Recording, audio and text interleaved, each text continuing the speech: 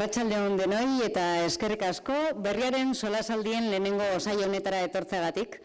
Herritarren kezkekin lerrokatuta dagoen kazetaritza bat eskaintzen ahalegintzen gara egunero berrian. Irakurleei aktualitatearen eta gizartearen dinamika eta joerak ulertzeko gakoak eta informazio fidagarria ematen. Izan ere, hedabideek funtsezko zeregina dugu herritarren alfabetatze mediatikoan eta pentsamendu kritikoa landu eta garatzeko orduan. Horregatik, plaza berri hau sortu dugu, unean herritarren kezka eta interesa pizten duten gaiak aurrez aurre jorratzeko. Berriaren solasaldiak. Gaiakinetan adituak eta arituak direnak, elkartuko ditugu berriako kazetariek gidatutako saiotan.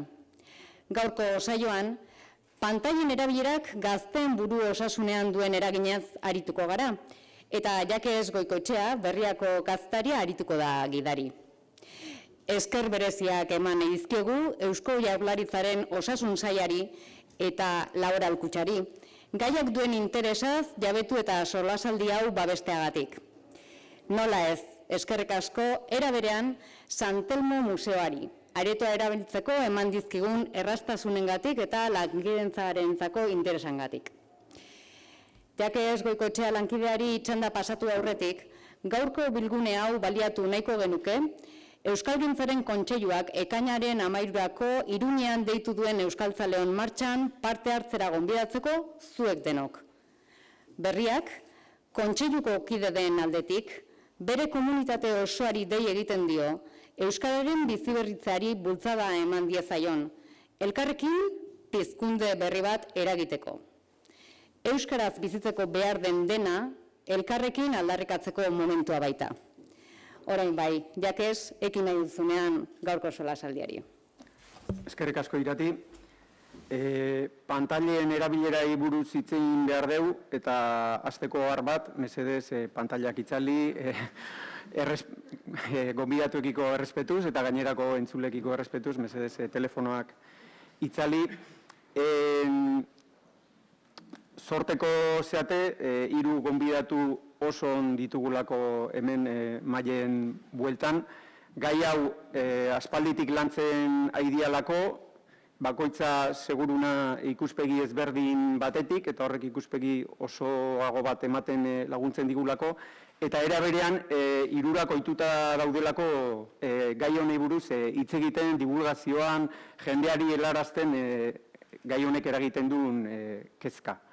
Aurkeztuko dizkizuet, iskin hartatik hasita onuntza, Maitane Ormazabal, berez psikologoa, hezkuntzan aritutakoa, gaur egun konsulta bat du, baina era berean lan dexente egiten duzu aholkularitzan, ezta? Hezkuntza munduan, baina baita hezkuntzatik kanpo ere, gai honei buruz gogoeta asko egindakoa eta liburu bat ere kaleratutakoa, Telmo Lazkanorekin batera, Neraben Garrasia, Zabalkunde dexente izan duna, seguruna. Bere ondoan Inigo Martínez Peña, filosofoa, irakaslea Leioako Lauro ikastolan, filosofia ematen du bertan. Eta seguruna izango da, gaur egungo gizarte moderno eta teknologizatu honek gugan duen eraginean eta gugan eragiten ditun kontraesanetan eta seguruna, gehien, ez dakik gehien, baina dexente sakontzen nahi dan pentsalarietako bat. Eta hemen nire ondoan, Mirene Beriain, pediatra, beak Bidezabaleko osasun zentroan lan egiten du, Osakidetzan, Algortako Errepublika Independentean. Euskal Herriko Pediatren Elkargoko kidea da, eta elkargoaren barruan, badago batzorde berezi bat lantzen duna pixkate pantailen eragina aurreta gazteengan edo, eta batzorde hortako ez dakite burua edo ardura duna, edo behintzat bada. Orduan ikusten dezuenez, 3 ona elkartu dugu gai honei buruz hitz egiteko. Helduok, seguruna, eremu gehienetan gaztei buruz hitz egiten dugunean akats edo utxune nabarmen bat egiten dugu, eta da gaztei buruz hitz egiten dugula gaztei ahotsa eman gabe, eta gazteak entzun gabe. Orduan, utxune hori pixkat konpondu nahian edo main ikusita aretontako batez besteko adina ere zenbatekoa dan, pixkat gaztei ahotsa emateko asmoz prestatu deu bideo labur bat, egin deu berria lagun gazteen arten inkesta txiki bat, eta inkesta horretako datuak osatu ditugu Zurrunbila proiektuko bideo zati batekin. Zurrunbila proiektua Eluiarren proiektu bat da, eta Maitanek esate bateko proiektu hortan parte hartu zuen. Orduan, beste gabe bideoa ikusiko dugu, eta gero ja hasiko dugu solasaldia. Azkenengo txiki bat, gutxi gorara asmoa da mainguruak ordubete bat edo irautekoa, eta ordubete hori eta gero aukera ematekoa zuei galdera gogoetak eta bar egitekoa. Orduan, etxetik prestatuta ekarri balmaitu zuen, edo hemen entzuten izaten bitarten okurritze balma zaizue galderaren bat, lasai gero aukera izango zuen egiteko. Beste gabe, eskerrik asko eta bideoa ikusko dugu.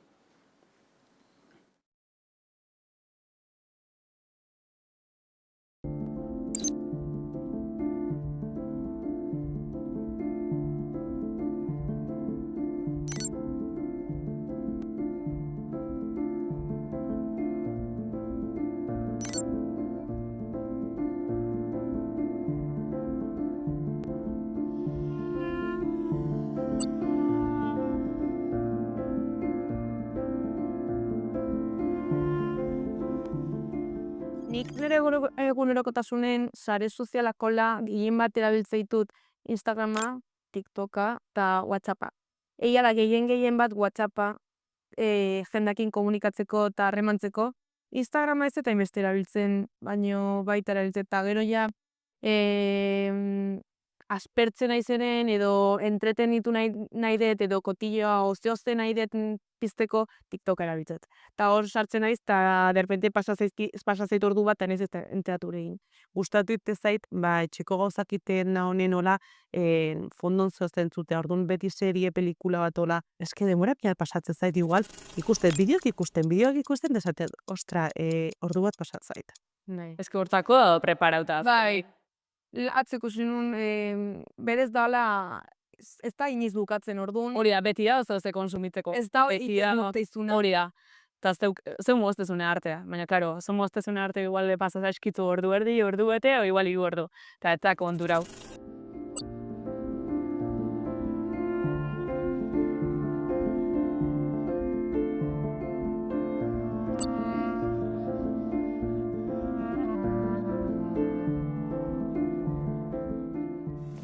Eian aldatu ala, neukan, nire harremana mugikorrakin, lehen neukana eta bengoa. Lehen denboa guztien neukandekin, ikastolan da hola beti maien, da mezu bat iriste zitzaitenen setxun behitzen un, da erantzuteko, neuken ez, setxun erantzun barret. Da gaur egun ja ez, haineiz pixkat despegatzen. Harreman toxikoi pixkat kentzen hainez, baino pixkanaka. Ia da gaur egun, igual, hemendikan bi orduta igual guain idazte bali maiat, hemendikan bi orduta erantzute bali bat, markit ez dara zer gertatzen, o inkluso urrengo gunen, zte bain ikasiet pixkat diferentziatzean, ez, nik noiz beharteten erantzutea, eta beste pertsoneak bai, ez, gero behiratuko, eta teatzeako, no, laxe. Nei baita, ez dakit ze momentutan kriston aldaketa aukinun mobiakin harremana. Lehen honitzen, lehengoa erantzuzea zitzuna WhatsAppa, ez dakiz zer, baina iritzizan puntu bat esan nula, eske nik agobia dute imobiak, eta esaten bakit ezin dutela utzi ez dakitzen bat egun, baina batzutan beharra sentitzen hunde, eske ez den nahi ikusi mobila.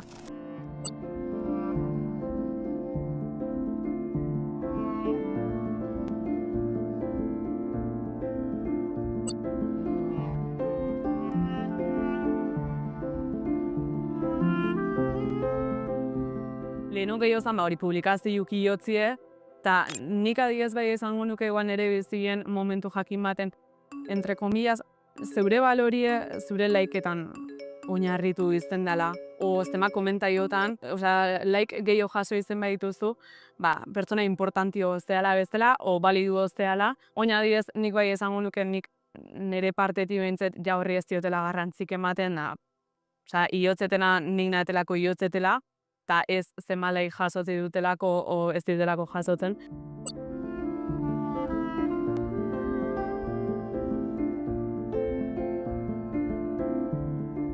Lehen bai guatzen naiz, igual bai nekala hilotzen dut, eta zenbat jendeek ematen dio likes, zenbat jende komentatzen du, eta jugatzen bada borratu iten dut. Nik borratu iten ditun, argazik. Baina zan joku bat, leheno igual nahi nun izan baloratua sare sozialetan, eta baloratua sentitzen banitzen hor, nik izaten, orduan igual ondo atatzen naiz, igual guapa ikuste jate, igual ez dakiz zer, eta orduan ondo sentiarazte ziat, ez de onartua sentitzen izan, eta ni nola nintzen onartzen, besteko onartzea ondo sentiarazte zian.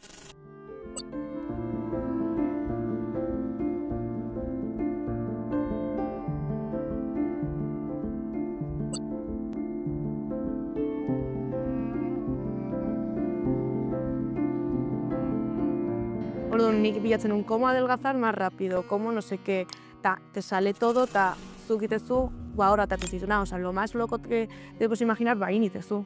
Porque si te dicen, adelgazas en una semana, de repente adelgazas una semana, hau iten, itezu, esate dute, aste bat, ingot. Baina igual da, zerbait, ez jan bost egunetan, ez dakitz. Baina nik bai hoi, pues, toksikoa bezala izan zen harremana momentu hortan. Gero igual baitare,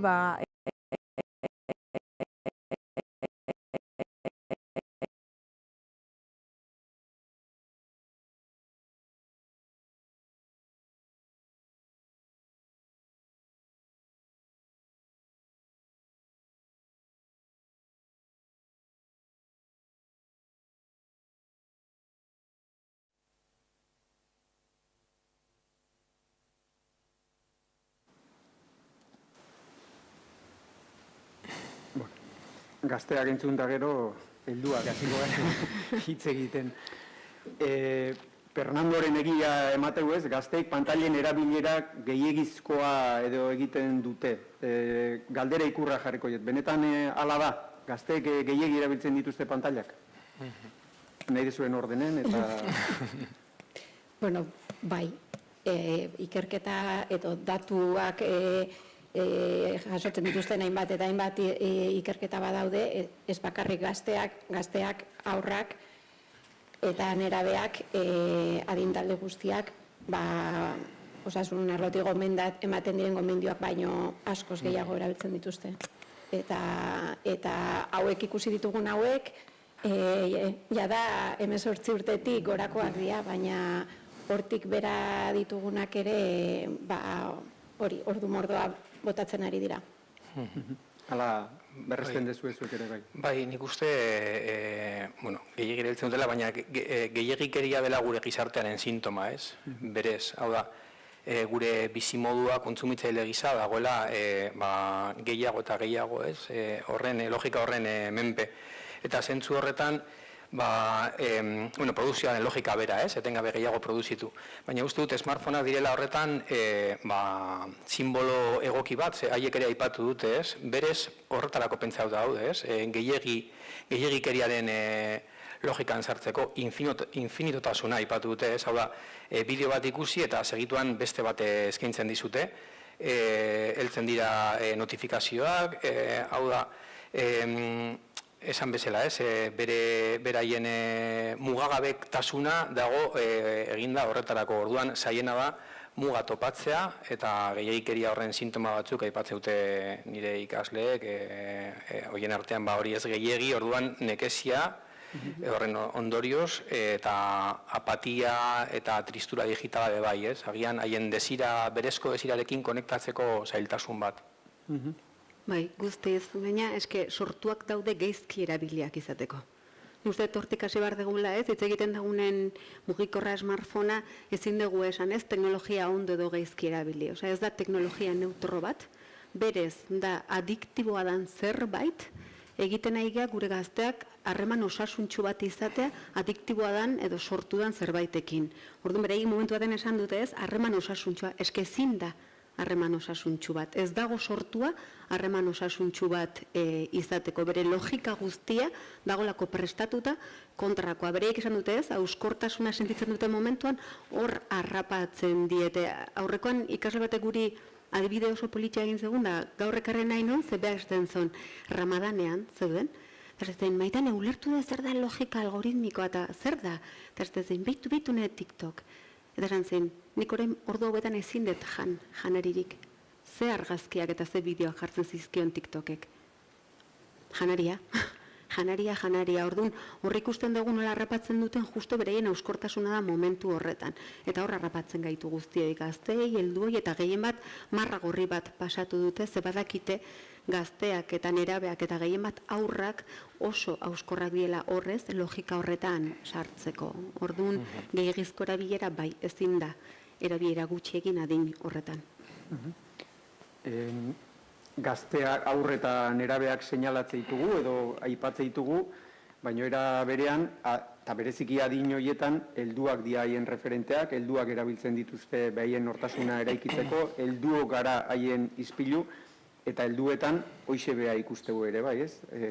Esaten dugu, gehiagi erabiltzen dute, bai, eta guk helduok zer? Baita ere, ez da? Garbi ez? Eta gauza da, ez bakarrik zenbat erabiltzen deun denbora kontuak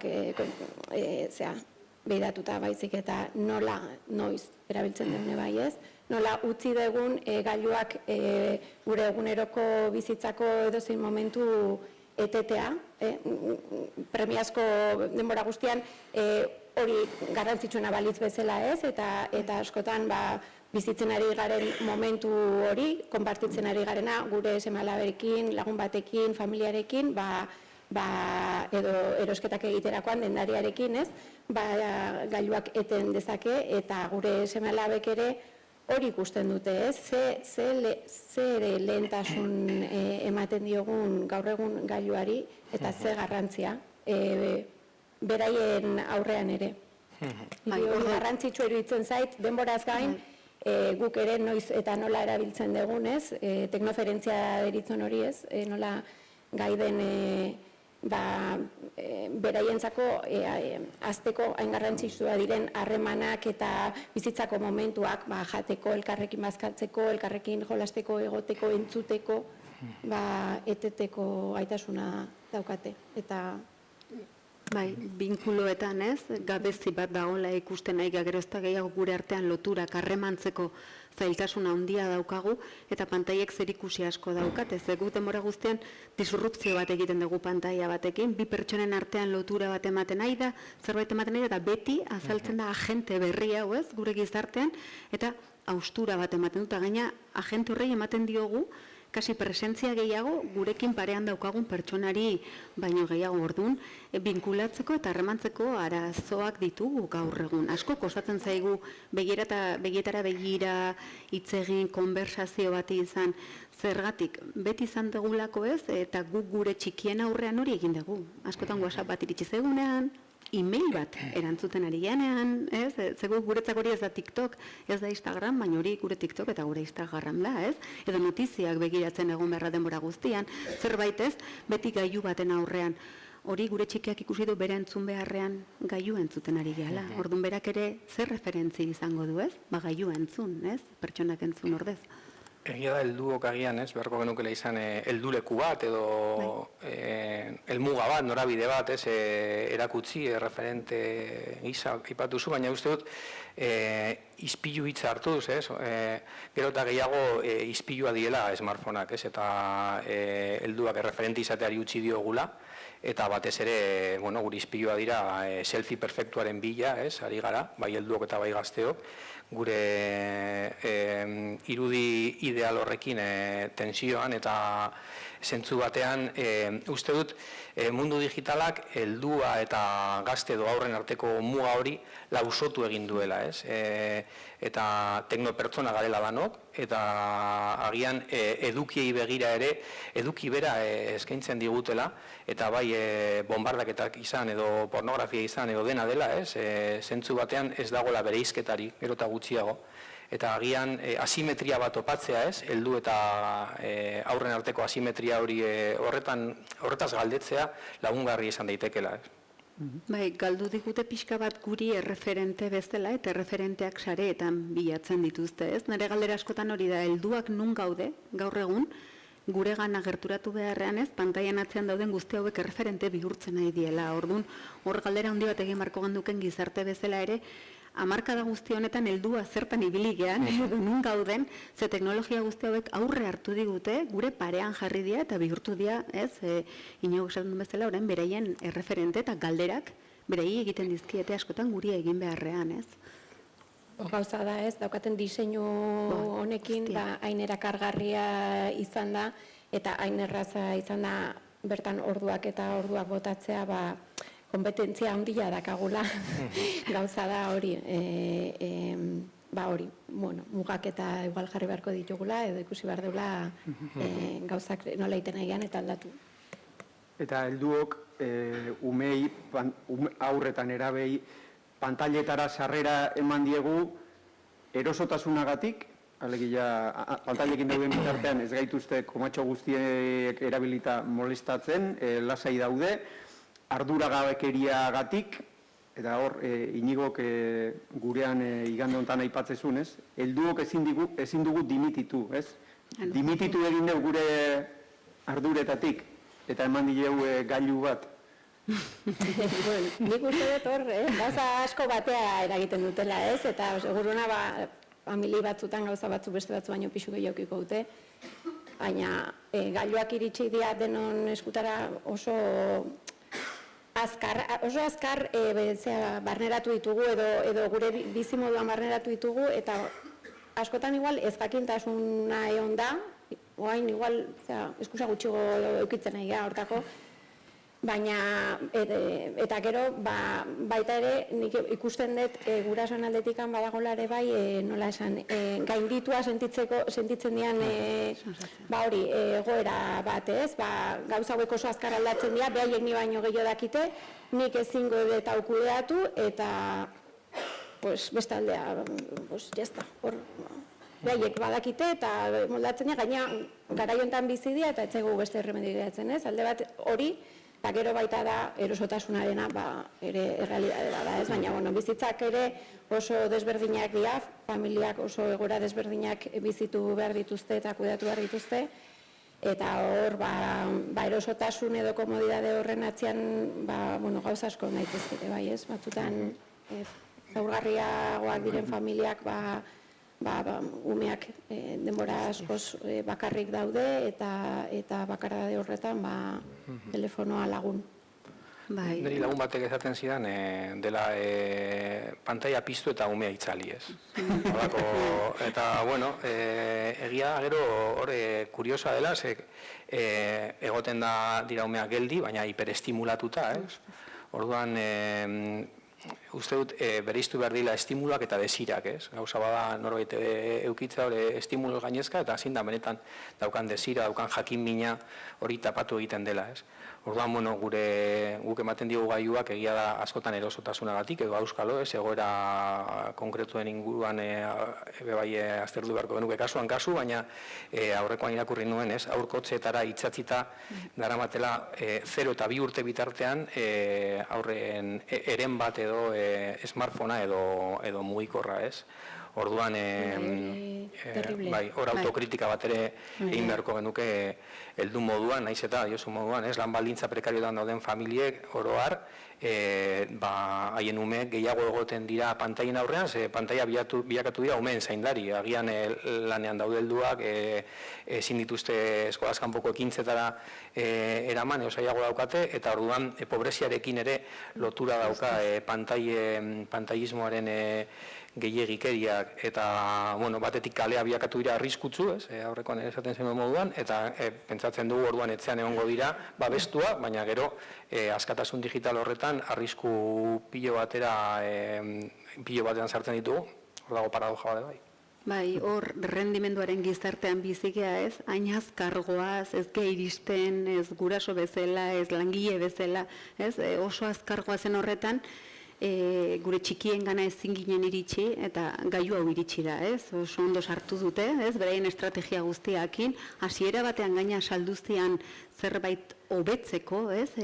Gu prozesuak azkartu nahi ditugu azkeneko urte hauetan, eta uste gendun gure txikiak azkarragoak, nerabezaro azkarrago pasako zutela, eta konturatu geha egin dutena da kontrakoa, ez? Deskontrol ikaragarria.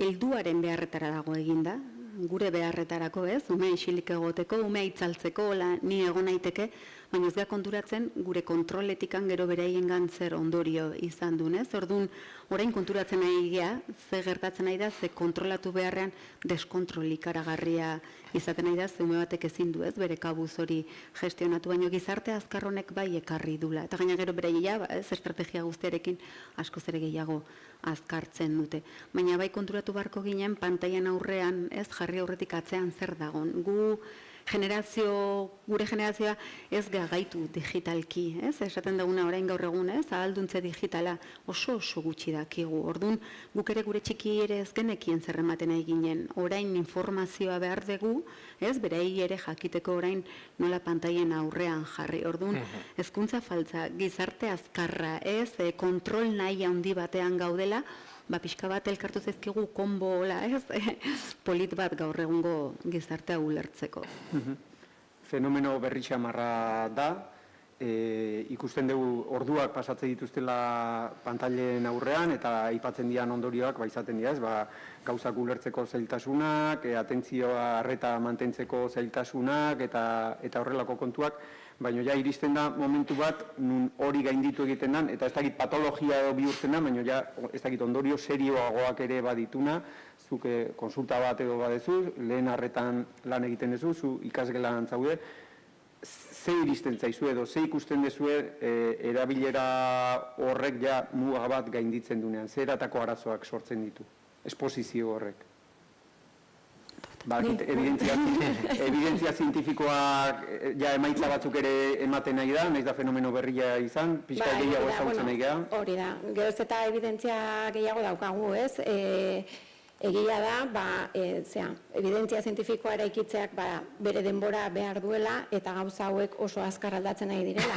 Baina daukagunarekin nahikoa da esateko ondorioak ikusten ari gala alor fisikoan, eta baita ere umeen garapen prozesuan eta alor psikologikoan. Orduan, egia da konsultan, ni lehen arretan pediatra bezala, agian batzutan norbait etorri daiteke eta zuzenian kontatzen dizu gaizki sentitzen dela, gertatu zaizkiolako gauza batzuk, smartphonea edo sare sozialen erabilerarekin zuzenki lotuta daudenak. Baina gehienetan gertatzen dena da, gu ari gehala ikusten, obesidade morbido bat, ari garela ikusten tripako min eta buruko min handiak dituen ume bat, hizkuntzaren atzerapena duen ume bat, ez dizuna begietara begiratzen, baina batean begiratzen dizu, baina harremantzeko momentuan ez da bere adinerako ohiko moduan harremantzen. Ikusten ditugu lehen ere agian zeuden gauzak, baina gehiago eta guk profesional bezala egin behar duguna da, orain beste begirada beste begi batzuekin edo beste ikuspuntu honetatik ere begiratu. Eta pazienteei honen inguruan galdetu. Eta galdetzen dugunean, kriston sorpresak aurkitu ditzakegu, ez? Erabilera ordu itzelak, umea nerabe asko, bakarrik ordu asko, basaretan, TikToken etengabe bideo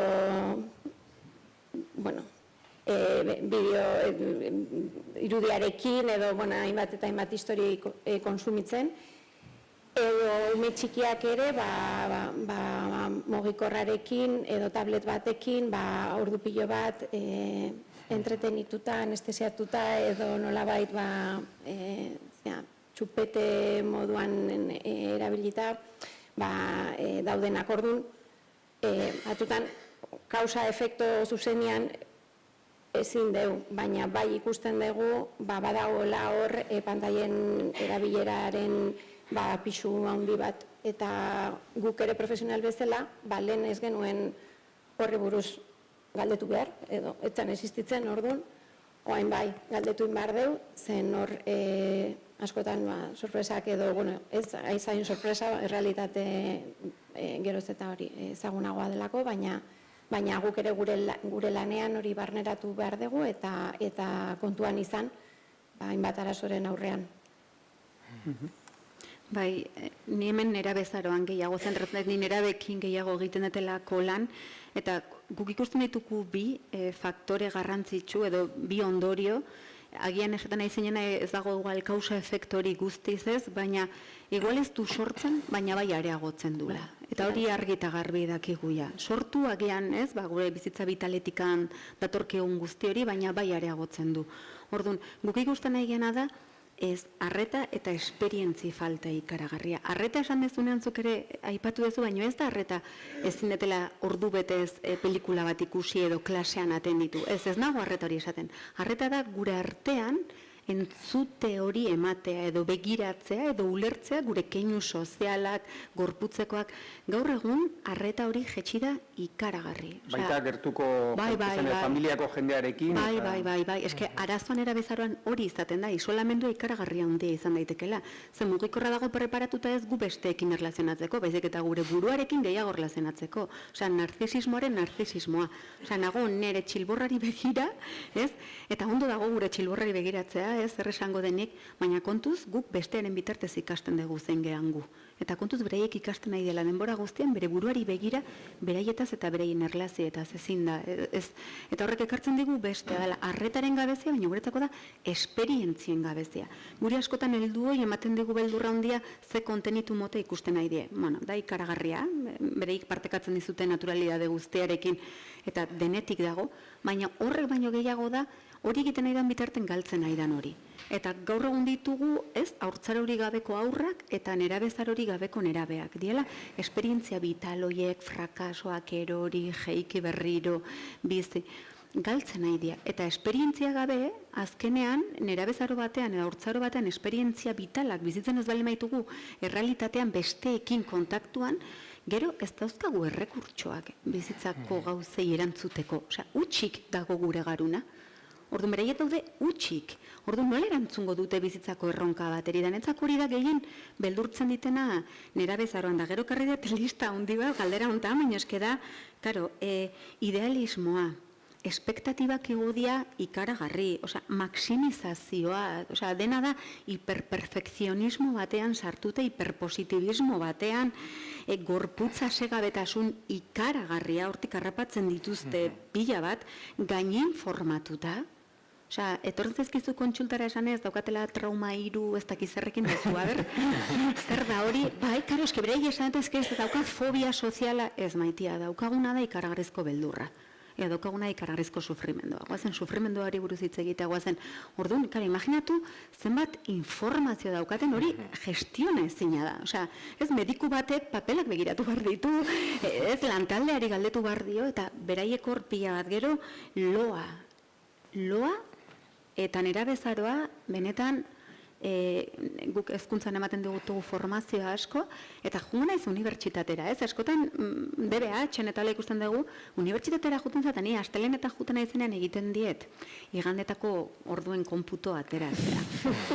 Igandetako arresaka, bakizuen, gauza asko goten dira. Igandetako atetzutenen askok 12 ordukoa daukate. Orduan, 12 ordu balimazaude pantailan aurre, begiratzen gauza galtzen naizean. Ez, eta askotan da, nik zubilen resaka bat pasatzen zen duen zure lagunekin, nunbaiten, elkarrekin, nunbaiten etxean, elkartzen zinaten, gaur da, bakoitza bere gelan, bere mugikorren atzean Netflixeko bere kapitula ikusten. Hori da bakardadea eta isolatzea. Eta gero ez, harremanen gabezia, autoestimak, konparaketa, lista hain zabala da, benetan ez, nik esango nuken nun ez duen eragiten. Eta guk uste dugu doainik aizaizkigu ateratzen. Ez, norbaitek ordaintzen ditu, plataforma guzti hauek inorrek. Baina eski oso garesti ateratzen aizaizkigu. 13 urteko gazten artean ikusten egean gauzetako banderi minik aragarria egiten ditena da stikerrak eta gifak. Nik aragarrizko sarraski egiten dute da argazki bat hartu, modifikatzen dute, eta horrekin WhatsAppeko taldeetan, norbaiten gorputz fisikoaren zati bat. Ni beti esaten dut, gif horrek 2 euro kostatuko balu, lehenengo gazteak ez luke bidaliko, eta gurasoak 60 euroko fakturaren ondoren hilabetean, ez genioke utziko gifak. Ez diguten prezioa jarri, ez geha konturatzen prezio altuko batean ordaintzen nahi gala. Zaige ordaintzen gure arretarekin, gure denborarekin, eta gure osasun mental eta emozionalarekin. Orduan, konturatu behar gea, askotan pantaila gazteak ez gazteak, baina da, gizarte bezala hemendik jo nahi dugu, eskatu behar digu beste modu batera funtzionatzea, sare sozialak dira, pixka bat horre reflexio handi bat egin behar dugu, zegu baino, uste dugu, baino ondorio luzeagokan, ez? Igual momentuan ez dugu ikusten, ez balima da zerbait konkretu ume batean, baino luzarora gu ikusten nahi gala gazte hauek, 21 urte daukaten generazioa, 22, 23, oso normala izan dela mugikorra 9-10 urtetik izatea, horri ikusten nahi gehan gauza batzuk, benetan beldurtu edo larritzen gaituela. Orduan, anitzak dira, ez? Anitzak dira. Nik hezkuntzatik gehituko nuke harin bakarrik zertzera bat dela berrikuntzaren ideia, hezkuntzan sartu zaigula, iaia, berrikuntza eta ekintzailetza izan dira hezkuntza kolonizatu duten bitz, balioi buruz, demokraziari buruz, ikerketari buruz, baino gehiago horretaz hitz egiten dugu, eta berrikuntza hartu da berrikuntza sinonimotza digitalizazioa, ez? Eta orduan, sartu ziren akritikoki, nahiko liuratuta, eta beste alde batetik gue bai, beldurrez, ez ote garen desfasatuak eratzen, ez? Pedagosauroak izango ote garen, eta orduan egon behar gara berrikuntza guztietarako prest. Eta orduan orain epe luzera, ez?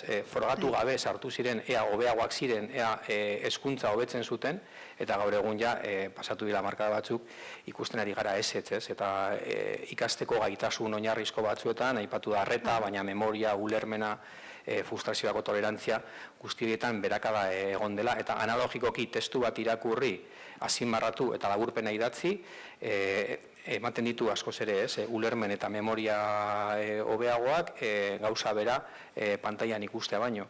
Orduan, aurrekoan Telmo Lazkanok aipatzen zuen, galdera agian ez da pantaiak bai ala ez, baizik eta zergatik eta zertarako sartu diren pantaiak eskoletan eta ze negozio dagoen horren atzean.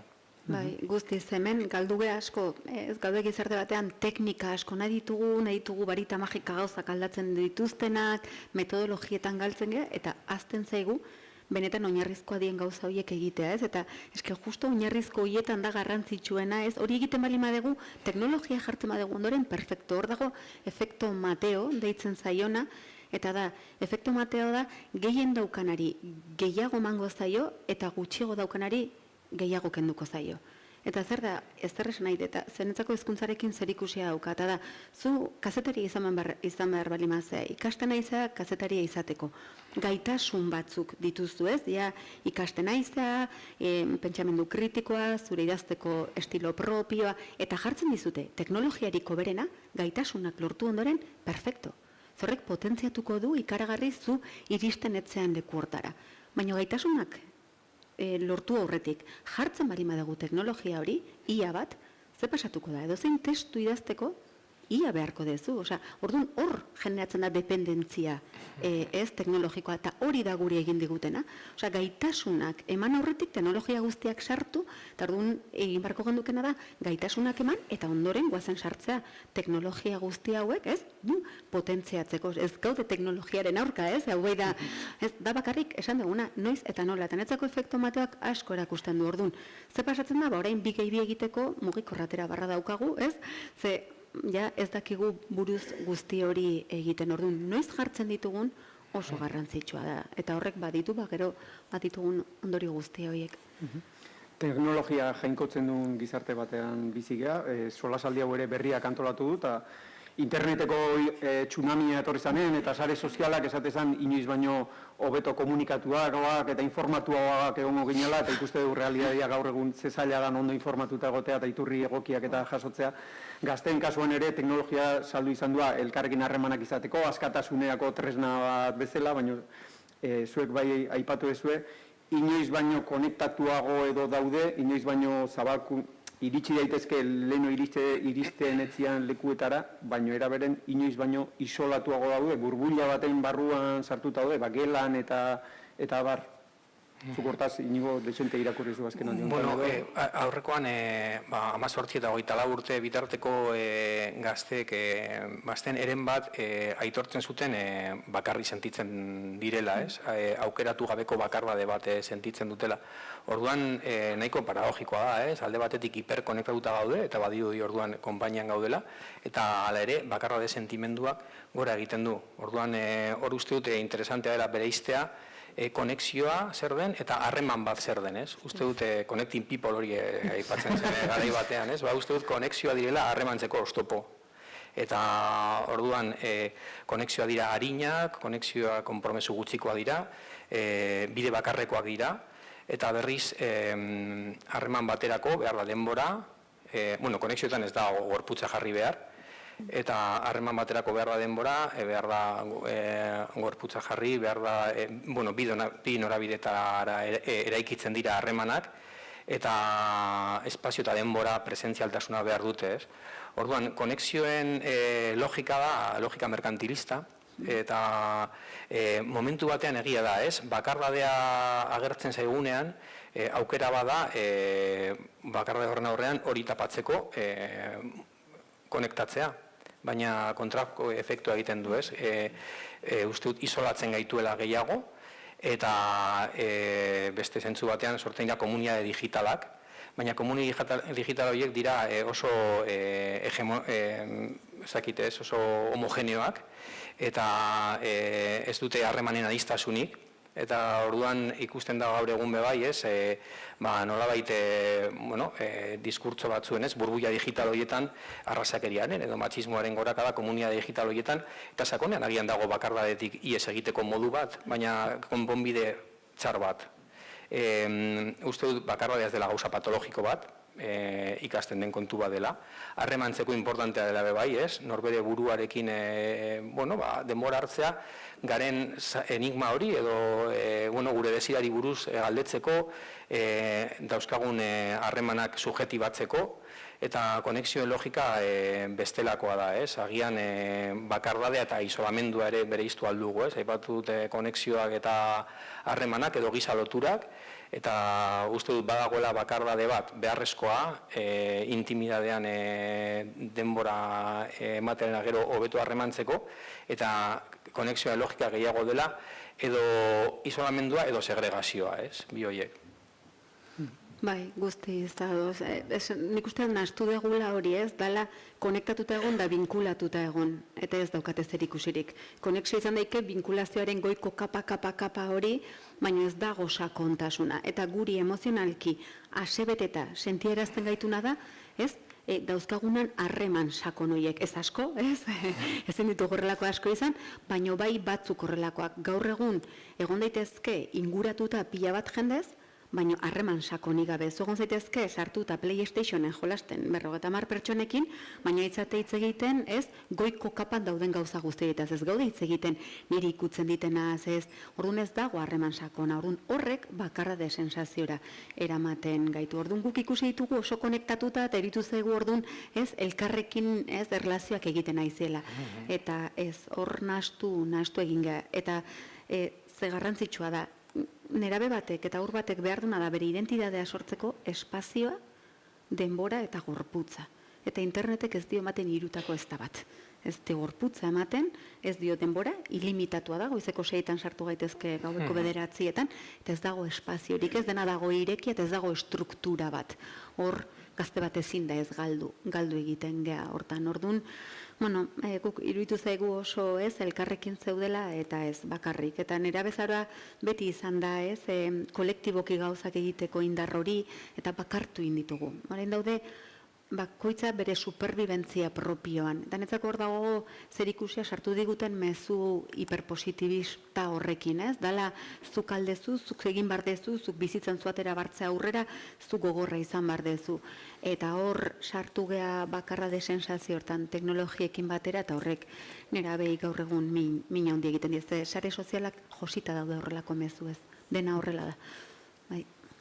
Heldu dagokionez, ez dakagu jarrera kontraesankor bat, mundu errealean egiten edo onartuko ez genituzken gauza batzuk mundu virtualean onartze ditugu. Aurreko batean, elkarrizketa batean, Telmo irakurtzen nion, Telmo Lazkano irakurtzen nion, guk adingabe batei ez genioke utziko apustuen leku batera sartzen, ez genioke utziko tabakoa erretzen, alkohola edaten, eta aldiz ematen dio mobil bat edo sakelako telefono bat eta albidetzen diona, bere adinera egokituta ez dauden edukiak ikusteko eta sarbide izateko mundu errealean, mundu fisikoan ez duna. Orduan, hori izan da kontraesan bat edo... Bai, guzti. Nik uste dut oaindik guraso askok ez diala benetan kontziente ze gauza, ze edukitara sartzen dian edo ze gauza konsumitzen dituzten. Oaindik horre lan handia dago, ez dakit ez jakintasun hori zergatik den, informazio asko daulako eta gaia oain inoiz baino gehiago gizartean dagoelako, baina nik adibidez pornografiari buruz hitz egiten dudanean beti famili pilo bat ateatzen dira bildurtuta, eta nik izatet hortzen dago, oso erresa da, 2 klik egin da, aurkitu dezakete, eta edukiak hauek dira, eta orduan, izaten dut, ostras, oraindik lan handia daukagu egiteko, ez? Nik uste dut, ez dakit, badago horre nolabait ez dezula sinistu nahi, ez? Beraiek horre sartuko dianik, edo bestaldea, neriak ez dute egingo, edo ez dakit oso ondo esplikatzen, baina bai dagola hori, eta gero, badaude gurasoak ere, inber duguna da, ez jakitea behaiek nun sartzen dira maizik eta ez dakigu ez da zer da hon, ez deu dimentsionatzen guk, ez dakigu nola kudeatu dezakegu, nola, kontrol erramentei buruz eta ere luze hitzein dezakegu, baina horiek existitzen diala, nola funtzionatzen duten, nola erabili, hainbat eta hainbat arrisku ekiditeko, baina, klaro, lehenengo, hori, arriskuen kontziente izan behar geha, eta gero, erabaki, arrisku horien aurrian jarriko ditugu, edo ez da, jarri behar baldin baditugu, kontrol bat eraman beharko deu, bereien gana ez iristeko. Kuriosoa, hori ez, ematen du... Eta esplikatu nahi zen, piskateleatu nahi zen. Ez, diotortik helduta, ez, ematen du badagoela hiperbabes bat mundu realean, ez dakila bereizketa hogin alden, eta berriz mugari gabeko askatasuna mundu virtualean, ez, orduan kontraesan hori hor dago, eta pornografiaren nera ipatu duzula bai aurrekoan irakurri nuen, ez dakite gazten artean harreman sexualen murrizketa egon dela eta pornografia onlineen konsumoak gora egin duela konexioak eta harremanen arteko bereizketa horri helduz, ez? Adizketasunaren gaiari helduko bagenio bai, ez dakit agian inozokeria da, baina 2009an atera zen hamburguesa bat oparitzen zutela, opera hamburguesa bat, sare sozialetatik 10 lagun kentzen bazen dituen, ez? Ordu batean, eta sakrifikatu ziren lagun une batetik bestera. Horiek ez dira harremanak, horiek dira konexioak eta beste logikarri erantzuten dio. Bai, eta nik uste heldu bezala askotan ez gela konturatzen, ze bakarrik, igual konturatzen ga pornografia, generazion klik, nik uste jende askori klik egin ziola. Nik uste ez dakitu hain arte pentsatzen gendun gure gazteak anikatan jolasten zutela edo zertan zebiltzala, ez? Ez dugu ikusi nahi. Eta hau da pixka daukazer ikusia guk deitzen dugu burbuja emozionala. Ez? Gaur egungo gizartean aigea gure txikiak oso espezialak diela iruditzen zaizkigu, burbuja batean sartzen ditugu eta gero uzten diegu, ez? Itxaso zabal horretan, ez? Edo zein kontenitu daukatela orduan. 2 faktore elkartzen zaizkigu. Sartzen ditugu, ez, arrainontzi batean, dena goxo-goxo, dena, ez, hiperprotekzio hortan, eta gero bapatean, arrai horrei ez diogu igeriketarako landu, eta gero bapatean, itxaso zabalera, orduan dauzkagu, arrai igerilari okerragoak, itxaso zabala handigo batean. Orduan edo bitako bat. Edo arraia gehiago entrenatzen dugu, ez, edo bestean mugatzen hasten geha, eta ez da, bakarrik horrela kondoriak eske. Nik askotan helduk ustet ez gehala konturatzen zenbateran nio da, baino gu ohitzen badiegu. Denbora guztian, eske mundu online eta offline antzekoa diela. Nik bai, baina matizazio handiekin. Ze gu hitzen nahi dena ja. Ez? Eta da, zerbait eskatu nahi ditu, kantzontzi batzuk eskatu nahi ditu, eta etxe iristen daizkit urrengo egunean. Ja, baina eske bizitzako gauzak kostatzen dute 1000. denbora, prozesu, galera. Orduan, aigia denbora guztin, beraiei mezu batzuk ematen, irabazi, ez da ezer galtzen, eta da, lehenengo gauza bizitzan dena duka prezio bat, eta beti galduko dezu zerbait. Horrelako mezuak ez da konturatzen, baina sare sozialen atzean hori dago. Orduan, nik uste hor dala jumarra daukagula heldua konturatzen, ez dela bakarri zer ikusten nahi dan ordua, bai, ez hori larria da, eske horren atzean, nola egituratzen nahi dan, bere bizitzarekiko kontzeptua, da erabat gero elkartuko denaren kontrakoa. Orduan, eramaten dute golpe bat gaur egun, nerabezaroan, ikaragarria handia. Lehen nerabezaroa izaten zen, barrutik kanpora puskatzen zen zerbait, ez? Errevoluzioa dago gure barruan, dago nahi dugu sistemarekin puskatu, eta gaina hori ona da, ez? Sistema hobetzeko puskatu egin bar dugu barrutik. Baina, eskain ikusten dugu gure hiperprotezio horrekin, ez dugu nahi puskatzea hori ez dakize, eta baina izazkigu puskatzen kanpotik barrura. Eta horrek efektua okerragoa du, ez? Hau arrautza bat bezala da. Arrautza barrutik kanpora puskatzen denean, ez? Bizitza da, eta kanpotik barrura eriotza da, arrautzarentzat. Orduan, kontuz zegero ikusten duten gauza guztiekin eta bereien esperientzekin puskatzen nahi dira, baina eske puskatzen nahi dira kuadriak, guk ikusten dugu formazioetan eta kontsultan pila bat. Normalizatzen nahi dira gauza asko. Eta da, kaptura pantaiak egiten dituzte, taldeko batekin, ni zurekin hitz egiten nago eta zuretaz hitz egin dugu orduan gero bidaltzen diogu argazki bat, orduan kuadriati botatzen diogu berari. Osea, lehen berez nerabezaro bat zaila balimazan, ez? Beti dauka bere konplexutasuna, orain imaginatu guzti horrekin. Askoz ere, zailago bihurtzen da, oso zaila izaten da kudeatzeko, orduan kuadriak laguna egiteko, harremantzeko gaur egun bikote bat uztea sare sozialetatik oso horreixa da, aurrez aurre, norbaitei uztea askoz ere gehiago kostatzen da, orduan, kontuz zehoitzen aigea guzti hori, ez?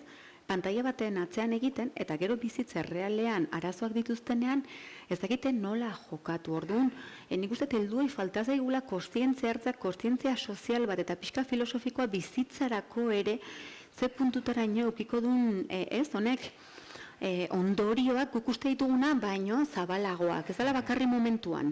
Bezik eta ondorioiek, eta niri gehien bat ikusten dugunaren abera, hoietik ematen dizkiguten, beldurra ematen dizkiguten ondorioak kontrola bereien artean, ubikazioa bidaltzen dira. Baina zergatikan, nik hau bete jartzen heldua, ez? Guk zer eskatzen digu gure txikie gaur egun? Ubikazioak. Guk ematen diogu smartwatcha dela mugikorraren aurrekaria, ez? Gaur egun hemen Euskal Herrian, herri txiki hauetan, ez teko smartphone asko behar. Baina, helduaren lasaitasunerako ubikazioa. Gero beraiek, bere kuadriatan daukate kuadrieko guztien ubikazioa. Eta behietako batek esan balimadu etxean gelditzen dela, baina beste batekin ateratzen balimada, ubikazioa ikusi dute eta kuadriati botatzen dute. Zek ezurra esan digu. Guk hau ikusten dugu pila bat. Eta ez da hori bakarri, baina gero bikote bat daukatenean, bietako bat juergan ateratzen danean, bat etxean gelditzen danean, besteak eskatzen dio besteari ubikazioa bidaltzea. Hori gure garaian zen, gorria esateko ez enroiatu zu berekin gehiago, ez zure inguruan dagoen beste inor. Orain bereien artean normala da, zen nera matxotan nera itatxo, diela gehien maite diaten pertsonak. Nire ubikazio eskatu diete txikitatikan, zergatik nire bikoteki da nire kuadriakoa dela gehien maite idenak ez dit eskatuko. Gu ez konturatzen heldu bezala, gure beldurretik ze sortzen nahi gure txikiengan, eta horrek zonduria dauka gero beraien artean, ez? Uste dituguna baino zabalagoak dira, da ne uste hor jarri behar dugula fokoa asko ulertzeko gaur egungo gazteria zergatik pasatzen zaiona, eta nondik jun gaitezke horrei ez, beste bueltatxo bat emateko. Oain, nahi, pixkate horren inguru, bueltaka nabilen beste gai bat da, adimen artifizialeko lagunei, ez, lagun berri hauek, ez, ez dakit hemen nik orainik hau kontsultan gutxi jorratu dut, baina geroz eta gehiago galdetuko dut ere bai, badatorrelako, hori, adimen artifizialeko botak, chatbot hauek, konsejo psikologikoa edo arazo pertsonara konpontzeko leku bezala, ez dakitzu nola ikusten naizean edo pixka galdetu nahi nion aprobetxatzen. Gaur egun ateratzen dira, ez, imaginatu, zu ateratzen zinen, larun batean zerbait pasatzen zitzaizun, eta gelditzen zinen beste lagun batekin hitz egiten gertatzen zitzaizunaz, edo urrengo egunean deitzen zen nion norbait, edo etxekoate, behek etxera doaz, da niri kontsultan pila batek, esaten dizute, 3 ordu dara matzatela ChatGPTarekin hitz egiten lasailo hartu dezaketen arte. Ordu nahi dia, gure arteko erlazioak ordezkatzen, ChatGPT, gaina ChatGPT daukan gauzetako bat da, sesgo konfirmatorio bat dauka, ez? Orduan, esango dizu nahi dezuna, eta psikologoak igual esango dizuna da, barkatu baino, ez? Justo entzun nahi ez dezun hori esango dizu, eta ez daude presortarako, orduan, ez da berdina lagun batekin eseri, negar berekin egin, biok horrela, ez? Elkarrekin dolua pasatu, edo makina batekin hitz egiten. Hau oso ohikoa, baina hau ez da bakarrik kontsultan gazteetan ikusten dugun gauza bat, heldu asko horrela hori eraikitzen ari diren hauek guztiak, ez? Bere gailuarekin eta isolamendu horretatik, ez? Harremanak eraikitzeko ze zailtasun izaten ari dian, eta bizitzan sortuko zaizkien hainbatetan bat egoerei aurre egiteko, hori, estrategia eskaxak izango dituzten azkenean, eta atzetik datozenak berdin edo okerrago espaldin badeu espalditugu neurriak hartzen. Antza galdetzen zaio, astean milioi bat pertsona galdetzen diote ChatGPT-ari suizidioari buruz. Orduan, solaski digital batekin ari gara, eta ze punturaino ez, elkarrizketa presentziala antidotoa izan daiteken. Baita hor gaina argita garbi dakigu, terapeutikoa dana, binkuloa dela. Osea, terapia bat egitera goazenean edo zerbait behar dugunean, teknika ez da sendatzen duna. Sendatzen du, bi pertsona horren artean ematen ari den erreman horrek ez egiten du gure buruarekin, gure gorputzarekin beste modu batera erremantzea. Eta hori inoiz, baino inoiz ezingo du gailu batek egin. Egingo du akonpainatu beste gauza batzutan. Baino binkuloan ezingo du. Ez daukalako gorputzik, ez du, ez? Orduan hori ezin da eman, eta hor badaukagu, oraino hor daukagu beste meloi. Beste meloi bat. Bai, berez etikoki gare momentu interesgarri batean, ze izan daiteke gauza oso interesgarri bat, oso bizitza mekanikoan biziga eta mekanikoa dan hori berari ematen baldin badiogu interesgarria izan daiteke, baina gizakiak bete egiten dugu alderantziz. Eman diogu gure pentsatzeko eta gure kreatibitatea eta gure bizitza ChatGPT-ari eta automatikoan jarritzen dugu denok egunerokoan atopez, justu alderantziz egin barko genduna. Orduan, hor gare momentu, eta beraia ikusi dute, zein dan tendentzia, negozioan undagon, argita garbi ikusi da. Horrekin lotuta aurreko baten komunikabideetan aterazan bineta bat eta ateratzen irudi bat pertsona bat ChatGPT-ren edo horrelako chatbot baten aurrean da esate zion. Esaiazu zerbait zuri galdetzeko. Alegia, ja, iristezan. Ja, etzan beha gai eta galdera ere pentsatzeko, ez? Esaiazu ja galdera ere bai. Beste bat oso ona dago, ateratzen dena esaten emakume bat esaten dio, ez? Nei egiazu egila bat, etxeko gauza guztiak entzen dizkitena, ez? Eta utziazu nahi denbora pentsatzeko eta sortzeko talderantziz egiten dugu, ez? Galduta burokrazia, mekanismo guzti egin eta gero pentsatzeko eta egoteko, ez izateko tarterik gabe gaude. Marina Garcés filosofak aipatzen du, pentsalaria dio, adimen artifiziala, adimen delegatua, ez? Nolabait gure bizitzaren gida algoritmikoa, esaten diguna, zer den egokiena, une bakoitzen, eta zer den erabakiak hartzea beste kontua da, ez? Guk ez hartzeagatik kapazakea gaur egun edo zeinen esku jartzeko erabaki horiek. Solasaldia gure aldetik bukatzeko, galdera potoloa ingo izuet. Eta honen guztiaren aurrean, estrategia aipatu duzue, zer demontre egin dezakegu, eta hor igual plano ezberdina bereiztu behar dira, ez? Alde batetik, etxeko planoa edo ez, pentsatzen dut guraso, aiton amon askok, ez? Behien seme-alabak, ilobak eta bar ikuste dituzte telefonaren gehiagizko erabilerakin, orduan ez dakit hor ze indaiteken, badakite askotan aipatu dezuela muga hitza, ez? Muga jarrin berdia, eta zerreak eta eztabaidak eta liskarrak sortu behar ere erabili behar da, eta gero ja dago, gizarte bezala, ez dakit administrazio bezala edo, ze neurri hartu berko lirateken hau guztia mugatzeko. Apunte bat. Zu esatezun bezala ez, bakoitzak badakagu gure esparrua, familiak badaukate lana, eta nik osasun arlotik esango nuke gizartearen kontzientziazioan lana egin behar deula, profesionalen kontzientziazioan ere bai, gai honen inguruan, askotan kontsultatik badaukagulako leku privilegiatu bat familiekin egoteko, oso txikiak direnetik, jaiotzen direnetik, lehen arretan behintzat, eta bertan gure gomendioen artean honen inguruan hitz egitea oso garrantzitsua da, egiten dugu, baina gehiago, zen arriskuak eta egoerak etengabe aldatzen dira, eta guk ere gure mezua aldatu beharko dugu. Baina, nik uste dut hori, kontzientzia lana handia daukagula oraindik, eta osasun arlotik ere, familien gana mezu argi hauek bidali eta iristea ziurtatu behar dugula nolabait. Eta gero beste meloiak jarraitu zuen egaizute. Ez dakit, mugak eta aipatzen dira askotan modu pejoratiboan, baina beste alde batetik pentsatu aldugu muga direla bizitzaren aldeko mugak, ez? Nahi dute txokolatea gustoko daude eta 10 tableta jaten baitu lur jota maituko dut. Muga bizigarria bilatu behar dira, ez dakit hori esparru ezberdinetan. Lehen estimulak eta desirak beriztu ditut, eta agian norberak bere desiraren iparra topatzeko bide bat, ez? Eta beste alde batetik, uste dute arreta, aipatu diren kontu batzuk, ez? Arreta, presentzia eta gorputza korapilatzea, ez? Horiek, eta elkarrizketa presentziala jarraitzen duela izaten, bide egoki bat eta espazio horiek berreskuratzea.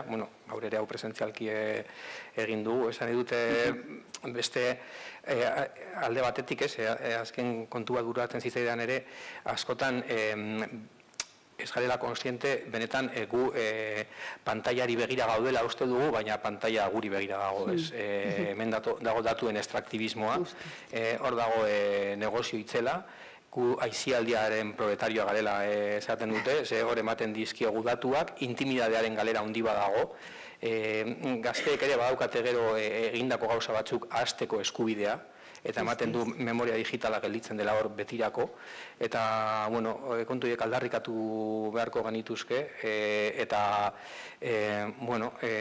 datuen estraktibismoen negozio horretan, ez, mundu analogikoan idatziko nizu eskutitz bat, eta postariak esango balu behitu ados, baina zabaldu aldut, irakurri, eta gero besteekin partekatu nahi baldin.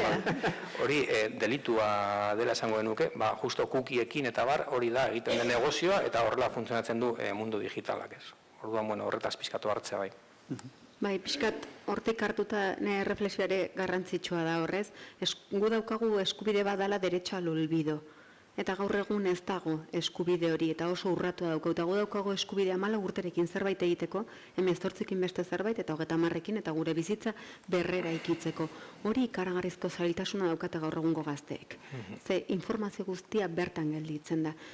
Guk imaginatzen ez gean puntura arte, beraien datu emozional guztiak dituzte jasota, 195% prezisioak. Osea, ez da psikologo batek ezin du perfil psikologiko hobeago bat atera, TikTokek edo Instagramek daukana baino. Ze imaginatu ordu guztietan zenbat informazio atera dezakegun. Ikaragarria da orduan hor, nik usteat gehiegi eskatzen nahi gala gazteei, askotan familie eta beste eremu batzuetara, eta benetan eskatu bertzaienei ez gauda eskatzen. Inorrez dago begiratzen enpresa hauei, eskatu bertzaile beraiei, zertela gazteari eskatzen nahi ezin du hori egin. Osea, gazteak geizki erabiliko du. Osea, ez da, de por base. Baina gaina geizki erabili barra dauka esperientziak sortzeko orduan. Gaiu horiek egiten dituztenei eskatu behar digu mesedez, eta hemen bai helduak izan behar gala kostiente egon ora begiratu behar den. Gazteak kriminalizatu ditugu, min itzela egin diegu, arrakala da generazionala hunditu dugu gaina, eta orain, ez, daukaguna orduan kontrakoa, begirada jumar du atzera, eta enpresa hauek begiratu, eta kontu ze sartu digute beraiek, eta beraien gauza bada, enpresa guzti hauek, eta dala sensazio bat indefentsio ikasia. Eta da, totalez, zertarako hain zaila da, mosturra handia da, ez, totalez, pentsamendu bakoitzak eraiki egiten du, emozio bakoitzak eraiki egiten du, ekintza bakoitzak eraikitzen du, naiz eta izan oso txikia, horiek justo dia handienak, orduan, benetan dago generazio oso bat itzali dutena, alde hortatikan, eta hori piztu behar dugu, eta gu helduok ere, edozen gauza txiki aldatuta gure strukturan, ez, arkitektura sozialaren itzaiten egon gehala, beraiengan aldatuko da. Ez dugu itxoin berralderantziz izatea. Osea, kontekstuan aldatu barritugu gauza asko, gaur egungo gaztea aldatzeko, eta netzako gero itxaropena, osea, badakitz egiten dugun guzti honen ondoren dago moai, ama, ez, jente asko bateatzen da geizki, ez, gaude orain dela 10 urte baino asko zobetogo. Zelen hauetzan hitz egiten. ez? Eta ginen lau, honei buruz hitz egiten genduna, eta gaina, ez, gaizki ikusia edo, eta orain ikusi dugu, orduan hemendikan urte batzutara oso arrara izango da, 12 urteko, 13 urteko gazte bat mugikor batekin sarbide guztiak izateko. Eukiko ditugu beste erronka batzuk, baina hori izango da, eta hori izango da egiten nahian guztia egitagateko. Orduan, benetan itxaropena, eta itxaropena da itxaroten dakiena. Egin behar ditugu ekintzak eta itxaroten, ez, jakin pixka bat. Eta benetan jakintza binkularra gehiago, ignorante binkularra gea. Ez dakigu harremantzen, behitu nola dagoen gizartea, eta pantaila jarri ditugu hortarako eta okertu egin du dena, eta behar duguna da jakintza hartu, ze gure artean erlazionatzen magea, nire burua hobeto ulertuko eta mundua ere hobeto ulertuko dut, eta hor jarri behar ditugu baliabide guztiak eta ez pantaila gehiago erosten. Solasaldi mamitsua, gai asko jorratu dira, nik uste oso ondo, guain zuen aukera dakazue eztabaida hau edo solasaldi hau aberasteko. Orduan galderaren bat, gogoetaren bat edo baldin baduzue, mikrofonoa eskura dago.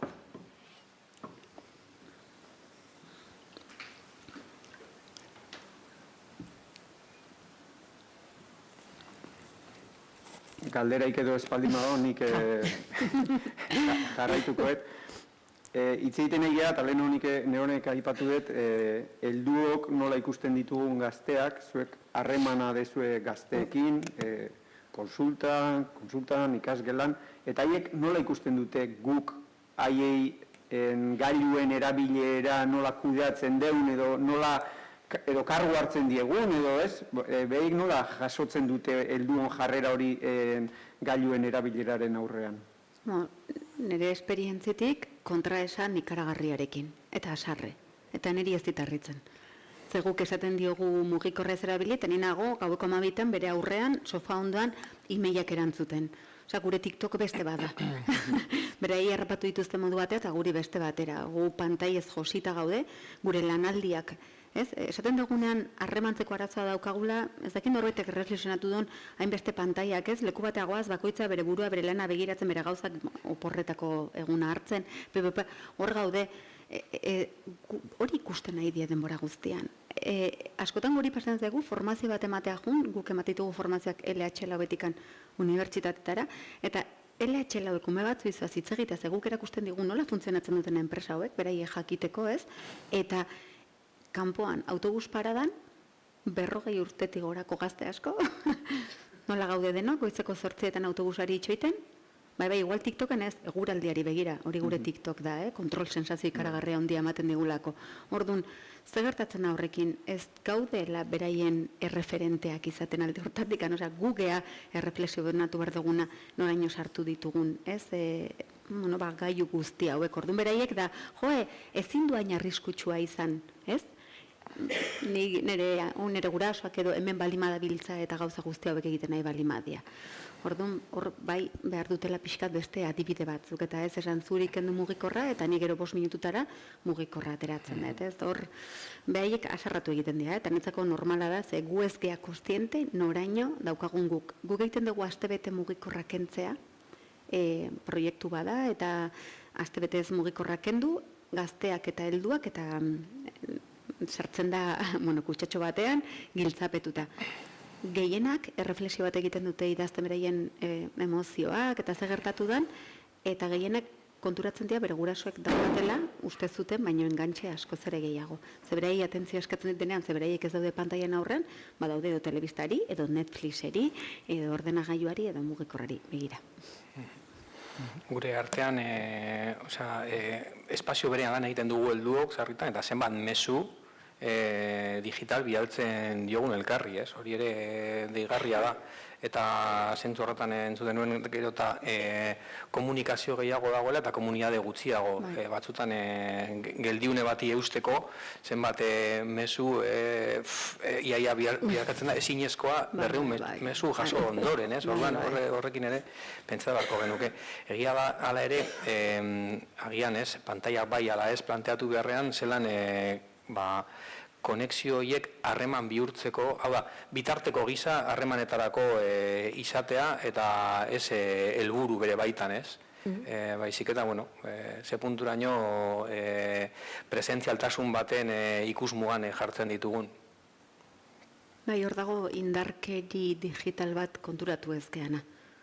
Eta da, ez, WhatsApp talde batean 50 mezu dauzkezu, e-mailean beste 50, beste, eta nola gelditzen gan guzti hori erantzun degunerako, ez? Hori beraiek ikusten dute ere, gu hor gaudela sartuta, ez? Orduan, nola ez dira beraiek sartuko gero beraien, zuek pentsatu guk mundua ikusten dugun bezala, beraiek ikusten dute gero beraien errealitatera jeisten dute, ez? Ez dute ulertzen guk ulertzen dugun bezala, orduan, erabiltzen dute, gu erabiltzen nahi modu hortara uste duguna dela, ez? Zerbait produktiboa egiteko, baina beraienean ere behaik ere produktibo bezala ikusten dute. Orduan guk horre reflexio bat noraino indarkeria digitala normalizatu dugun. Osea, guk ez daukagu WhatsApp bat erantzun beharrik. Eta hori gaur egungo gazte batentzako da, esango genduken norbaitek falta handi bat egiten nahi dela edo laguntasun bagaltzea. Tezkea konturatzen ez dagoela hori egin beharrik. Orduan hor, helduok ere badaukagu erreflexio txiki bat egiteko. Batzutan konsultan gertatzen zait, umea familian egon eta behiratzen eta gurasoa eserita telefonoa ibei da. Orduan, 10 minutu egon behar dira hemen, umeak esploratzen ari naiz, momentu batzutan bildurra daukate, edo, bueno, eta gurasoak ze garrantzi ematen dion momentu horri ez, bera dago hor, bueno, denetarik ikusi dut Amazonen erosten, barta baten ez dakizer, eta, bueno, askotan, behin junintzan arduradunan gana esan nion, behar dut kartel bat, atian jartzeko, mugikorrarik ez, eta esatit badakazu jarrita, eta ni imposible. Bi kartel nezkan, eta batzan hoi, eta nik ez duen ikusi, sartzen dian guztik uste dut ere ez dutela, bueno, guztik asko edo ez dute ikusten, ez? Eta hori, bai, nik uste guk gure buruari begiratu behar diogula zentzu hortan, ez dakigula guk ere gure buruarekin egoten, eta guk ere gure burua anestesiatu behar horretan gaudela, baina, bueno, baita ere, bueno, helduakaren horretan ere, erabilerak ez dira berdinak eta mugak ez dira guztiontzat berdinak. Eredu izatea oso garrantzitsua da, eta nik uste dut hori, marragorri batzuk badaudela, denok respetatu beharko genituzkenak gure eta bere onuragatik, baina gero baita ere, logikoki, gu helduak gara eta beste erabila bat egingo dugu, eta hori ere bai, umeak ere ikasi dezakete eta ikasi behar dute, esan nahi dut neurri baten barrun, baina... Bai, hor faltaz igual begirada kolektibo bat gai honetan. Eta da askotan gu petxatzen dugu gure txikiarekiko bakarrik. Zurtetan emango dioten, 16 urte ez, baina ez ga konturatzen nik nereari ematen baldin badieta baita ze eragina dauka beste guztiengan. Nik uste hor faltaz egula baita konturatzea ez dela bakarri nere txikiarekiko hartzen nahi naizen erabakiak, baizik eta guztiontzako hartzen ditugun erabakiak. Eta hor, oraindik faltaz egu pixka bat kontzientzia hori hartzea ez, konturatzea ze eragina daukan, guk hartzen ditugun erabaki digital guzti horietan. Eta gure denboraren bizipen agian da urgentzia urduri baten denbora, itxaroten jakitea bai ematen du dela gero eta zailagoa. Gogoratzen nuen San Fermin ikastolako erizaina kontatzen zuela, 5 urteko ume batek esaten ziola, ezin zela joan komunera txiz egitera mugikorra eraman gabe aspertzen zelako. Eta orduan, ezin zuen itxaron tarte horretan. Bai, guk orain adibide honekin ulertzeko gu egon garain eskola batzuetan eta joan berra izan dugu 0-3 urte bitartean jateko garaian jangelatan arazoak zituztelako jateko. Eta egurrezko pieza hauek hartzen dituguna konstrukziorako jarri beharra zizkieten paretaren kontra mugikor bat edo tablet bat simulatu simbologismo horretan. Eta bestela ez zuten jaten. Eta orduan hor formazioa umeari eman behar diogu heldua konturatu behar du, baina hor imaginatu ja, bere imaginarioan, nola sartu dan ja objektu hori horrela jartzen dula. Puntu hortan gaude, orduan, helduaren kontzientzia garrantzitsua da, baina nik ere ulertzen ez dela erresa, ze gaur egungo bizitza ez, dan bezala, goazen bezala, eta hor pixka bat hor konturatu behar dugu, gero horrek 18 urterekin nun uste dez utziko ditula frustrazio guztiak, ez? Mugikorrean, ez da egongo beste agente bat.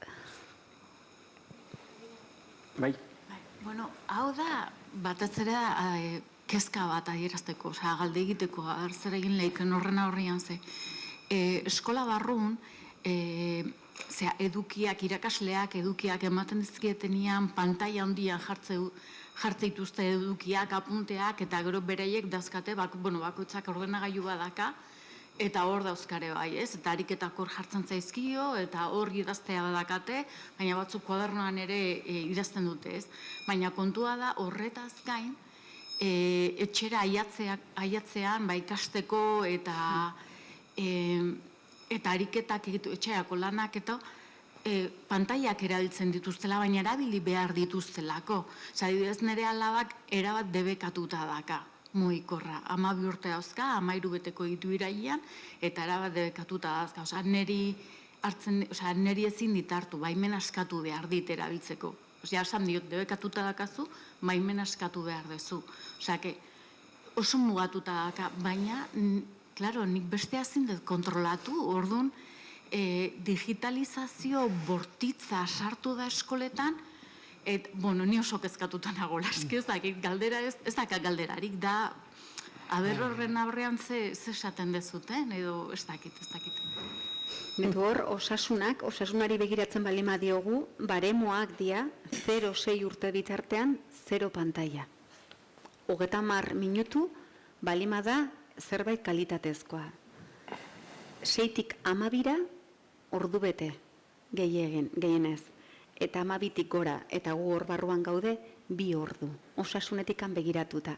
Eta hori, ez kontutan izan da, aisialdiko denbora. Bai dena, pantailak orokorrean da. Eta eskola denbora. Esan nahi dut guztira. Orokorrean da. Orduan, ez da betetzen.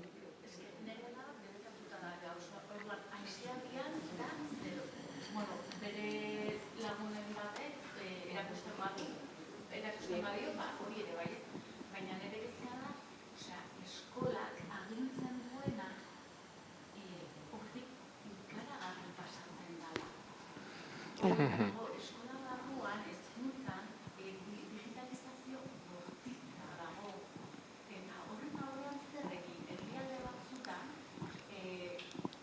bide hori, digitalizazioaren bide hori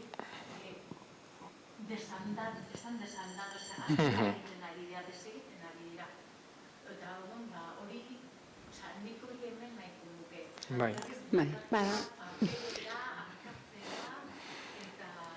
Barkatuko jazu, nungoa zea. Nik uste mugikorraren meloiak ekarri du beste bat. Eta ez esan nahi dut mugikorraren auzia ikusi dugunean, konturatu genuen logika algoritmiko guztia nola funtzionatzen duen, etorri da beste reflexio bat, eta da beste pantaila guztiak. Ordura arte ez, egin ez dugun reflexioa. Orduan orain hor gaude, ez? Hor gaude. Orduan, hezkuntzaletikan ere ez, konturatzen, esan dugun frenesi horretan, oso garrantzitsua dela noiz, nola eta zertarako, ez? Orduan, orain hor dator ibilbide berri bat, esango genuke. Eskola barruan dauden bitartean, eske nire ikaslea naiz. Eta, klaro, zuk ezin dezu kontrolatu berai ikusten nahi diena. Baina hor praktiketan baten badago, bera esertzen den tokitikan ikustea badaka.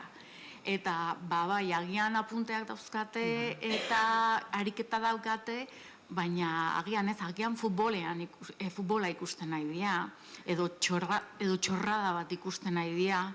Baina normala da, zeberari hori tokatzen zaio egitea. Claro, bai. Nerabeari hori tokatzen zaio egitea. Amara urtekin zin dute, esan nahi dut, ez da ikasteko inondik inora ez da beharrezkoa pantaila enbeste erabiltzea. Eta zuek esan dezutena, aurrena ikasi behar dute, komentario de testo, guk egiten genuen komentario de testo hori, eta ariketa absurdak iruditzen zitzaizkigun batzutan, ez? Testua irakurri, ideia nagusia atera, gero laburpentsoa, eta gero komentario de testo apunteekin lotuta, ez? Hori egiten, eta hori nola ikasiko dute, hori egiten, ariketa hori ez pasaie jartzen. Eta, eske, dana pantaien bitartez da. Zuk irakasle baldin bazea, eta gainera ez ikusiko dezu eta jakingo dezu ez, digitalizazioa gertatu dela oso azkar, eta gainera oso modu heterogeneoan ikastetxe bakoitzak badaukala modu bat eta denbora batzuk eta ikasturte batzuk, gailu batzuk oso desberdintasuna handiak daudela eta claro, familiak hasiera batean smartphoneekin igual preokupatuta zeuden edo gehiago eta gero etorri da Maiten esan bezala, eskolatik gailuak lehenago iristen dialako etxeko smartphonea baino, ez? Eta horrek suposatzen ditun arazoak horren kudeaketan, etxean eta eskolan bertan. Orduan, horren inguruan badago familiak mugitzen aidia eta gauzatxoak iten aidia altxaburutikan, hemeni. Lehen azpintzait esatea, baina Mirene Beriain altxaburua mugimenduko kidea ere bada. Orduan, horretik galdetu izut, nungoa zeinan, hor badagolako lanketa bat eta nolabait proposamen bat, familiek ikastetxeari planteatzeko pixka bat egin duten digitalizazio horren inguruan hausnartu eta agian aldaketak egiten hasteko, ez? Orduan, gero nahi badezu gehiago hitzein dezakegu, baina hor bazaude eta Gipuzkoarra asko jakingo duzu. Hezkuntzan dauden ikerketetan hori epe labur batean erabilita lagundu aldu ikasketarako, pantalla hori baldin bada partekatua baita lagundu aldu, gehiago norbera bere pantalla baldin badauka baino, ikerketetan hori aipatzen da, reset txostenan horrelakoak agertzen dira, altzaburuak ateratako ikerketa luzean, eta orduan hor ere aipatzen nik uste gero eta pentsamendu kritiko gehiago sartu dela eskoletan honen arira, ikusi beharko dugu ze ibilbide egiten duen. Egia erkidego batzuetan ja debekatuta dagoela eskoletan pantailen erabilera aurre hezkuntzan, gure erkidegoan ez da, eta ez da Nafarroan ere ez da halakorik gertatu, baina ari dira gauza batzuk arautzen, eta egia da kompetentzia digitalaren mamu hori hor dagoela, eta horren kritika ere bada, kompetentzia digitala askotan nahaztu dugula gaiuak erabiltzarekin, gaiu digitalak erabiltzarekin, eta kompetentzia digitala izan aldela irakurtza interneten historiari buruzko liburu bat, edo filme bat ikustea sare sozialen jatorriaren inguruan, edo dena dela, kritikoki ere hurbiltzea, marko soziopolitiko, ekonomiko batetik pantailen eta digitalizazioaren mundura. Bai, hor da, mailak behar ditula guanka, bat da, norbanakoa, gu erabiltzaile bezala, bigarrena familia esango genduken, gero dago instituzioak, eta enpresak. Eta nik uste hori behar degula pixka bat erabaki koherenteak hartzeko, bestela gaztei esten degunean, hori da ulertzen ez dutena. Ni mugikorra ez, baina orain hau bai, baina hemen bate bai nire ikastetxean bai, zurean ez, eta ez goazenen denak bat estruktura ez da ematen. Orduan nik uste behar dutela estruktura jakiteko nola egin erabilera bat, hori ematen ez digun bitarten ibiliko ga pixka bat, bueltaka baino erreflexioa handia da, kritikotasuna handi bat dago gaur egun, dago jende asko erreflexionatzen ari dela, ikastetxe asko ari dia beraien kurrikulum propioak begiratzen, ikusten bakarrik, lana handia da, sartu da barru-barruraino. Eta orduan hori guztia gestionatzak denbora bat emango digu.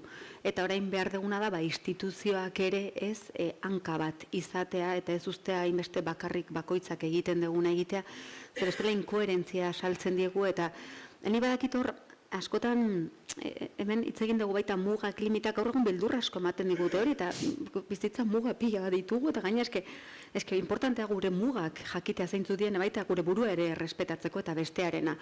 Orduan, niretzako hor, askatasunaren izenean, ez ga konturatzen gure askatasuna esplotatzen nahi diela, enpresa guzti hauek.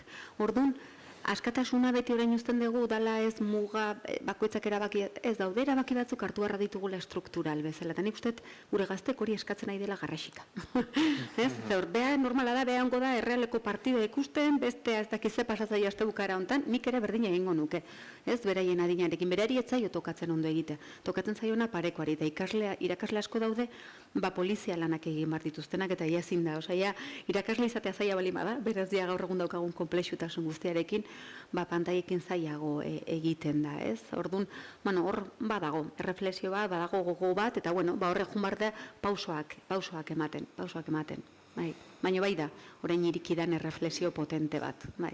Baita hor da beti teknologia edo innovazioaren izenean egiten ditugun gauza askotan sartzen ditugu gauza pentsatu gabe ondorioak. Eta da, benetan, askotan berria ez da beti dena ondo izan beharrik, ez? Bueno, berria bai, esatetan momentuan, baina ez daukadala beti izan beharrik, ez? Hori, askotan baditugula gauza asko oso ondo funtzionatzen dutenak eta hoiengan jarri berritugula baliabide gehiago, ez?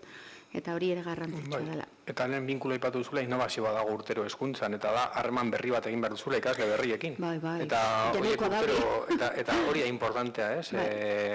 Harreman horren arabera gero hezkuntza prozesua suertatuko da.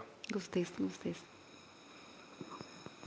Bueno, pentsatzet ateatze zeatenen, pentsatuko zuela merezizula honea etortzea, nik uste gauza interesgarri asko esan dituela, beste hainbeste esan zitezken ere bai, baina orduak denbora mugatuta genuen, eskerrak etortzeagatik, eskerrak, bai, markatu. Galdera askar bat. Bai. Gai honekin topatzen ezenean, beti analogia berdina etortzen zai burura, eta da trafiko arauen asunto, ez? Gizarte bezala denok ulertzen dugu, semaforo gorria dagoenean gehatu inbar deula, naranjakin kontuz, pasabidean pasatzen utzi, eta berde dagoenean aurrera jarraitu. Eta 120an ezin dugula pasa.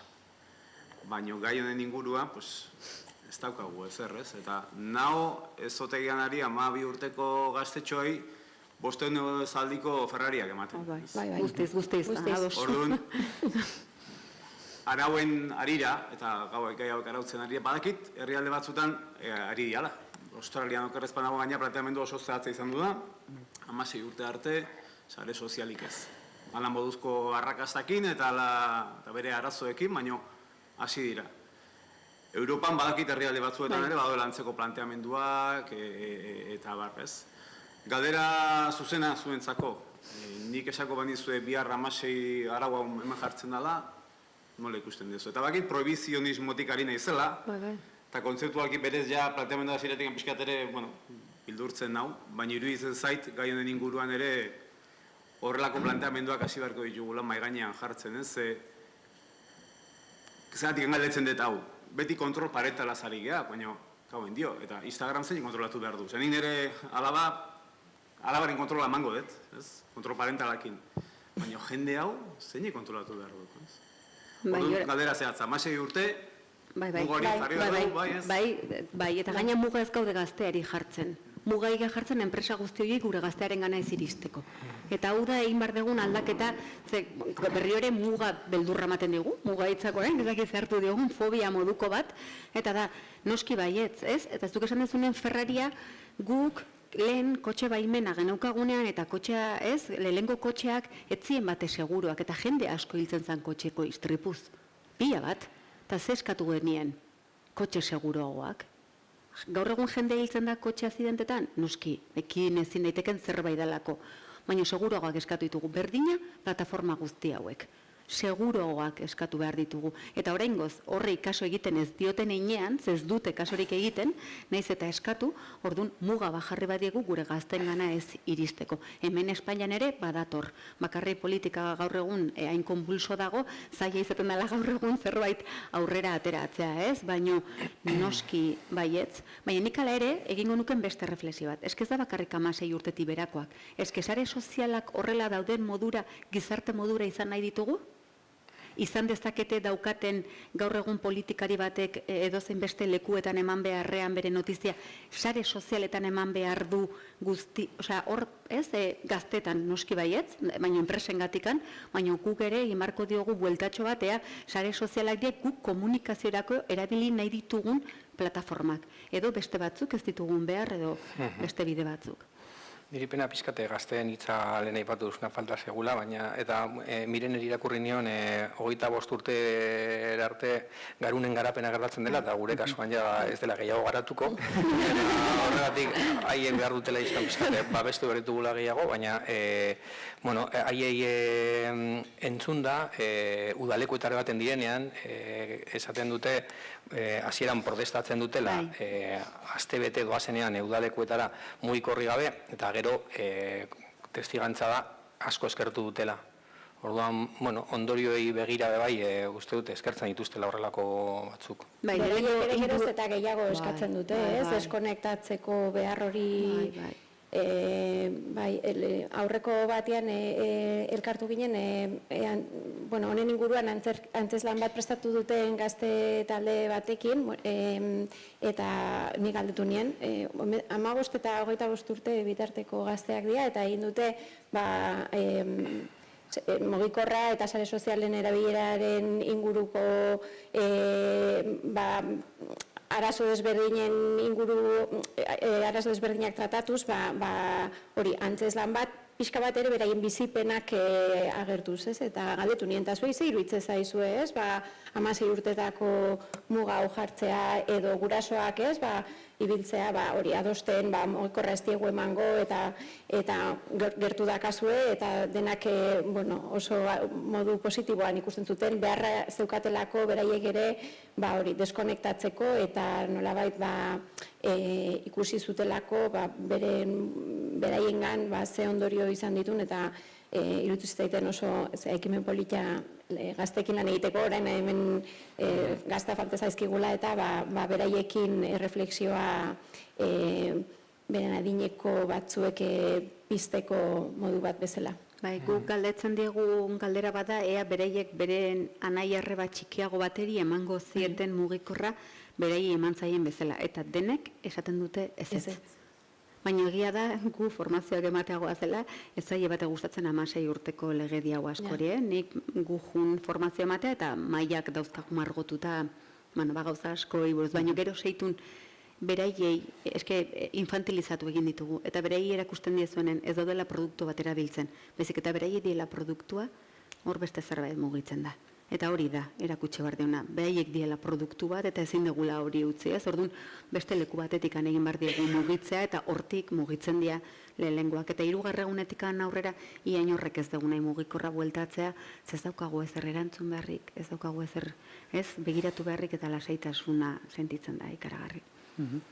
Hor, Espainiako gobernuak 16 urteko muga jarri nahi du, Frantziakoak uste 15-tekoa, eta gero erraldoi hauekin lotuta, ez dakit honea ikasiko guen, edo honea neurriak hartuko dituzten, baina txarrea ere litekena da igual neurrik hartzea, guain dala gutxi jakin da ez, epaiketak hasi dira estatu batutan metaren kontra, esan ez, algoritmo adiktiboak eta dituztela, eta orduan ja jende partikularra hasi da behien kontrako salaketak eta jartzen, da gero ez dakit hortik isunak edo kalte ordainak edo etorriko. Bitu bereik zer esaten duten, no sale mejor pedir perdón que pedir permiso. Eskerrik asko etortzeagatik, eta... azkeneko bat eta... Horrek erantzun motza zeukan da luzatu zuekin dezu, honek ez daukain luzea ustet, gero zuen arabera. Hezkuntzatik nator nire, itzein da hezkuntzataz, eta hezkuntzan digitalizazioan sartzea izan da, con un elefante una cacharrería, eta irakasle guztik harrapatu gaitu gaina, elkarri behi da, inok ikusi gabe ze benefizio, hola konkretu, denak esaten hau, zein nahi du hau. Ez da, hola bidatu, eta inorrez da ados, baina enkamio baratikan etorri zaigo, eta era beren, hemen dago berria hau antolatzen, Osakidetzako langile bat, irakasle bat, eta, Osakidetzakoa, baino kolektibo baten instituzioetan burrukatzen nahi diana, hor daude hezkuntzan librezale, nire galdera, nun daude instituziok?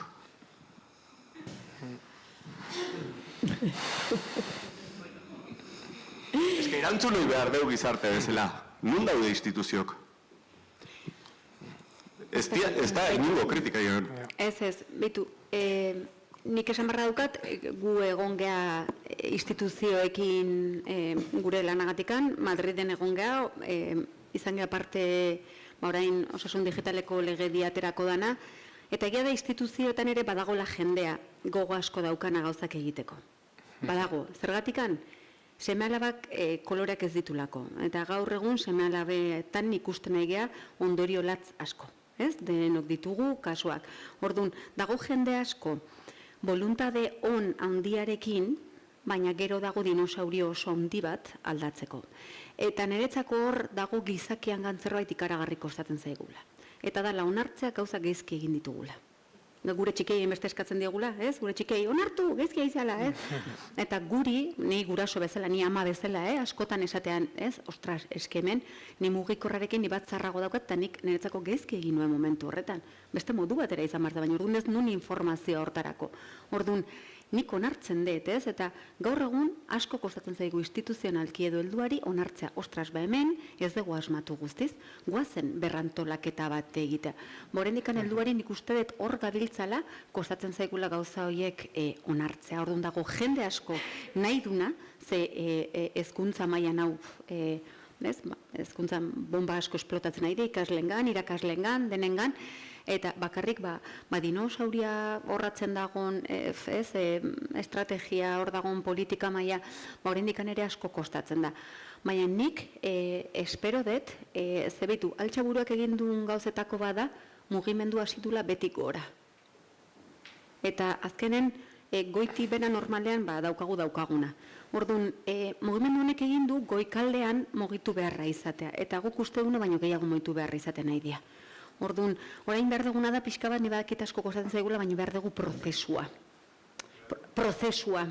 Orain denbora ez denbora pasatzen utzi, ez nago hortaz hitz egiten, orain behar da prozesu bat, udenari buelta eman, ego asko desinflatu, gauza asko daukago egiteko orduan, baina egia da, badagola, individualki esango nuke, nahi asko gauza aldatzeko, beste gauza bada instituzionalki noraino asko egin dezaketen nahi duten hori, askotan da pasatzen dana. Orduan nik uste torre gaudela momentu inflexio puntu handi batean hezkuntzan, ikusten ditugun datuekin ikasleengan. Orduan ez da erreixa, baino egiten nahi da, saiatzen nahi da. Benetan, jende asko dago lanean, beste batzuk ez, beste batzuk kontrarako norabidean, hori egia da, ez? Beti gizartean pasatzen den bezala. Baina badago jende asko nahi duna. Orduan, behar dugu prozesu hori, eta prozesuak ezin dira azkarrak. Baitu, digitalizazioko prozesua izan da azkarra, eta gaizki egin dugu. Osea, ja ikusten dugu ondoriak ez dira onak izan. Goazen prozesu hau mantxo egitea, baina goazen ondo egitea. Osa, goazen erabakiak hartzea hartu behar dien bezala. Ez orain, ze batzuk badakit igual egiten duela, orain denak kendu, dena jarri, goazen ondo ikustean noiz, nola eta zertarako hori. Osa, goazen ondo ikerketak ikustea, goazen ondo gure artean begiratza, goazen, ez, eta horren baitan egitea, ez, orduan, netzak hor dago gakoa, orain goazen prozesu bat egitea, eta gu Euskal Herri maila, ze hezkuntza mota izan nahi dugun, ze eredu, ze ikasle eredu, ze, ez, hor badago baita beste reflexio berri bat igual iriki barko deguna, orain arte nahi izan ditugula ikaragarrizko landareak, ni beti landare baten simbologia egiten dut, landare superpolitak goraka, eta sustraiak ez ditugu bat ere landu, ez? Eta da demora guztian produktibitate hortan.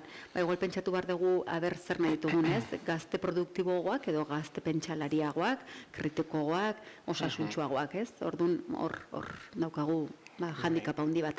Gauza da nik ulertzen dut ere, ez, batez ere guraso lekutik asko, presa daukatela, daukagula, ez, ikusten dezunean, ez, badijoaztela aurrera eta gauzak oso poliki aldatzen direla.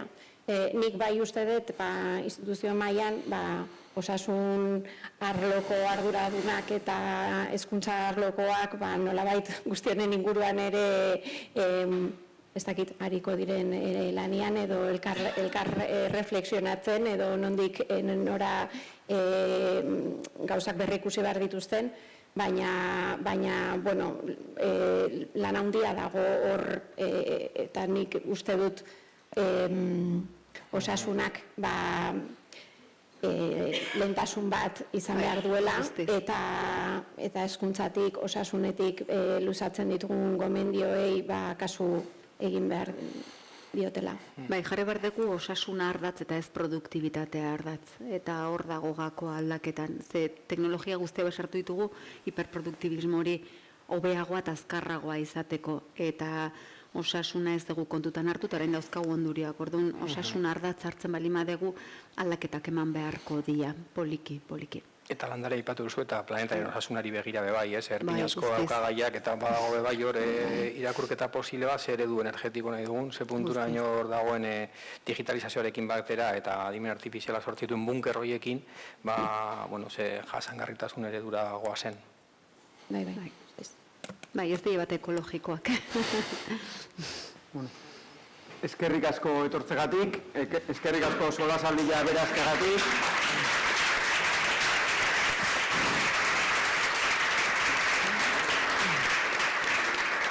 Eskerrik asko bareslei eta eskerrik asko bereziki zuei egin dezuen solasaldia aberats honegatikan. Zuei, denoi.